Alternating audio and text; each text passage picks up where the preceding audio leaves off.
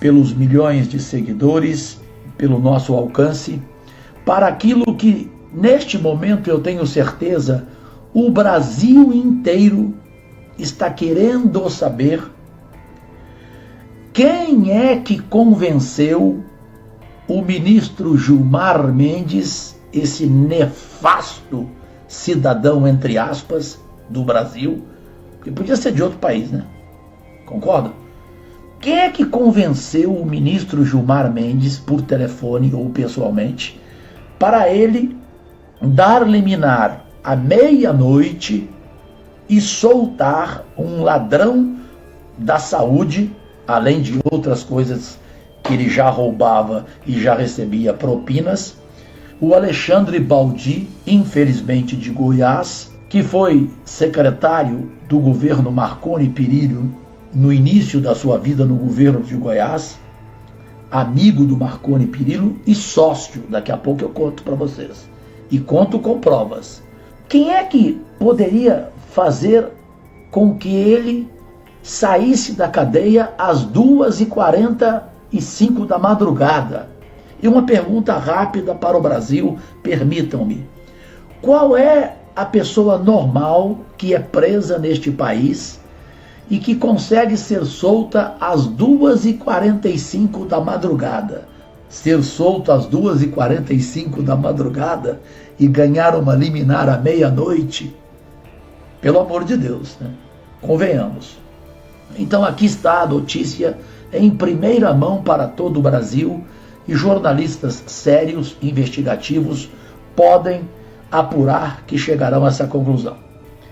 O primeiro a ligar para o ministro Gilmar Mendes e pedir a ele esta gentileza de uma liminar para soltar quem estava preso por roubo da organização pró-saúde e por 4 crimes que são corrupção, lavagem de dinheiro, peculato e organização criminosa. Não é uma pessoa normal. São 4 crimes que levaram Alexandre Baldi à cadeia, preso pela Polícia Federal temporariamente, e depois a decisão do juiz da justiça se ele vai continuar na cadeia ou não. Aí, no segundo dia da cadeia, ele é solto dessa forma.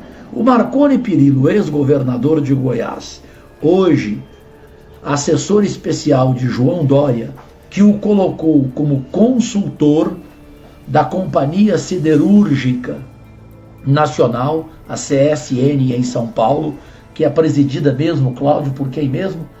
Walter Baix, como é que é? Benjamin Stahlbruch, é isso? Que já foi banqueiro, né? Banco Safra, Vale do Rio Doce, Grupo Vicunha, enfim, ligado também ao esquema, tanto que contratou um ex-governador de Goiás que depois da eleição foi parar na cadeia, preso pela Polícia Federal também. A CSN contratou esse cidadão, entre aspas, que tem corrupções 1000 de denúncias contra ele.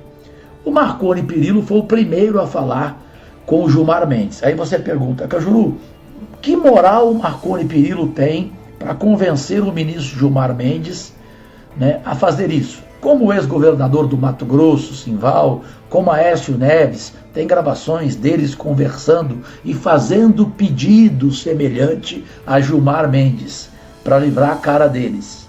Isso todo mundo sabe, o Brasil inteiro sabe, não é notícia exclusiva do Cajuru. O Marconi Perillo é amigo do Gilmar Mendes desde o tempo que ele era governador de Goiás e que ele usava o dinheiro público de Goiás para patrocinar eventos de Gilmar Mendes em Portugal, os congressos jurídicos da empresa dele em Portugal, que já tiveram também patrocínio do governo federal, inclusive no finalzinho do governo Temer, 3 milhões da FUNAI patrocinaram congresso jurídico de Gilmar Mendes. Daí a ligação dele com o governo. Inclusive no terceiro mês do governo Bolsonaro, ele tinha um patrocínio fechado da empresa dele em Portugal para patrocinar o Congresso. Na última hora, o presidente Bolsonaro rescindiu, cancelou, não permitiu que esse contrato fosse feito. Então, a ligação do Marconi Perillo com o Gilmar Mendes, ela vem de grana, ela vem de dinheiro, até porque não é uma relação de amor. Os dois não têm um caso, não porque sejam homens, não tem caso, é caso de amor, amor financeiro, amor financeiro. O primeiro a ligar, então, Marconi Perillo, que pediu ao Gilmar Mendes para que também aceitasse um telefonema do João Dória, que não demitiu o Alexandre Baldi, pelo contrário, o Alexandre Baldi que pediu 30 dias de licença para provar a sua inocência. Porque, gente, um governador como o João Dória, diante de uma situação dessa, o secretário dele, o secretário de Transportes, preso porque roubou o dinheiro da saúde, não ser demitido, convenhamos, é porque é gambá, cheira gambá.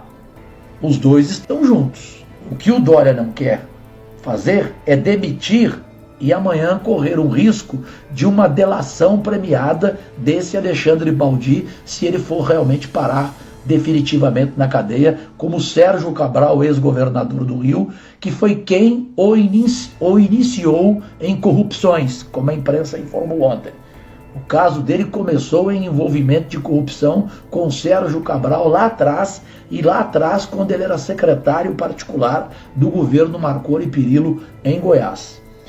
Também o João Dória ligou para o Gilmar Mendes, pedindo exclusivamente a liminar e a soltura do bebezinho deles, né, o bebezinho de colo deles, o Alexandre Baldi. Então Marconi Perillo e João Dória, primeiro Marconi, conseguiram com o Gilmar Mendes a liminar e a soltura extraordinária das 2h45 da madrugada de hoje, desse ladrão da cadeia, lá por 4 crimes cometidos: corrupção, lavagem de dinheiro, peculato e organização criminosa. Roubo da saúde, senhoras e senhores jovens do nosso país. E para concluir, só para que todo mundo tenha aqui a noção, como o Cajuru está falando isso, entrem, eu tenho a cópia, a qualquer momento hoje eu vou exibir a cópia, porque o Dudu Aritana está neste momento enviando a mim lá de Goiânia, eu estou aqui em Brasília.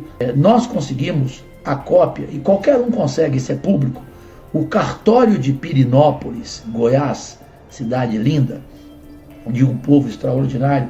Lá tem simplesmente, pasmem, um contrato no cartório de uma compra de uma área de 1.045.000 metros quadrados. Eu vou repetir, a área é de 1.045.000 metros quadrados. Os sócios querem o quê? Querem esperar a aprovação do Congresso, porque querem ali construir um cassino. Quais são os sócios? Entre eles, o sogro de Alexandre Baldi, milionário, dono do laboratório Neoquímica, sócio da empresa Multimarcas e protetor do genro em negócios, evidentemente, a menos que ele agora faça a boa filha dele separar de um ladrão. Não é possível, né?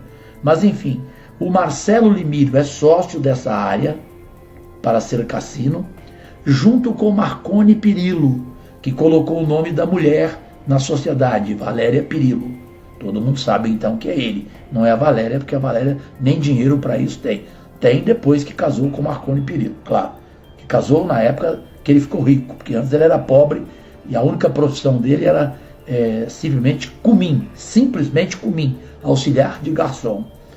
E também o dono de uma construtora em Goiás, que construiu o Tribunal de Contas do Estado de Goiás, no governo Marconi Perillo, que é uma suntuosidade, parece tribunal da Suíça, sei lá de onde. Então, são sócios. Tem mais um sócio que daqui... e o Cachoeira, também sócio. São sócios desta área para cassino. Então, daí a ligação do Marconi Perillo com o Baldi e com o sogro dele, que é milionário. Entenderam? Daí, então, para concluir, o motivo pelo qual Marconi Perillo inicialmente ficou insistindo com Gilmar Mendes para conseguir eliminar e soltar o queridinho Alexandre Baldi às 2h45 da madrugada. E depois o João Dória, também por ser ligado ao Marconi Perillo. Marconi Perillo, que quando era governador, mandou dinheiro de Goiás para doação de campanha de João Dória. Podem pegar lá no registro de doações. O governo de Goiás fez doação para João Dória, candidato ao governo de São Paulo. Gente, é demais, né?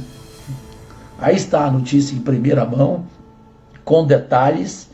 E agora eu gostaria rapidamente de mostrar aqui, é rápido, podem ficar tranquilos, porque de coração eu quero fazer um agradecimento, porque foi o único grande veículo de comunicação do país, o Antagonista, que deu crédito que eu, senador Jorge Cajuru, no dia 24 de julho do ano passado, conforme também o jornal o Globo, na coluna do Lauro Jardim, informou no dia 25 de julho do ano passado, que eu fiquei 2 horas com o presidente Bolsonaro entregando isso aqui para ele. Ó. Toda a documentação sobre Alexandre Baldi, quando o Bolsonaro pensava em colocá-lo no Ministério da Cidade. Aí o presidente Bolsonaro simplesmente falou: Cajuru, não existe nenhuma chance, ele não será ministro meu depois dessa documentação que você me traz. Eu entreguei para ele toda essa documentação e o restante sobre o envolvimento do Baldi e de outros no esquema de emplacamento do Detran. Tanto que o presidente Bolsonaro pediu para o Sérgio Moro investigar, e o Sérgio Moro, o juiz, colocou o Ministério Público Federal de São Paulo investigando, e 2 meses depois o João Dória demitiu o braço direito do Alexandre Baldi, que era o diretor-geral do Detran de São Paulo, na corrupção de emplacamento, isso dá grana demais, que era o paraibano Maurício Alves, ex-presidente do Denatran, o Departamento Nacional de Trânsito aqui em Brasília, na época em que o ministro da cidade do governo Temer era quem? Era o Alexandre Baldi. Ele era responsável pela indicação do presidente do Denatran. E ele colocou esse corrupto dele lá e depois o levou para São Paulo.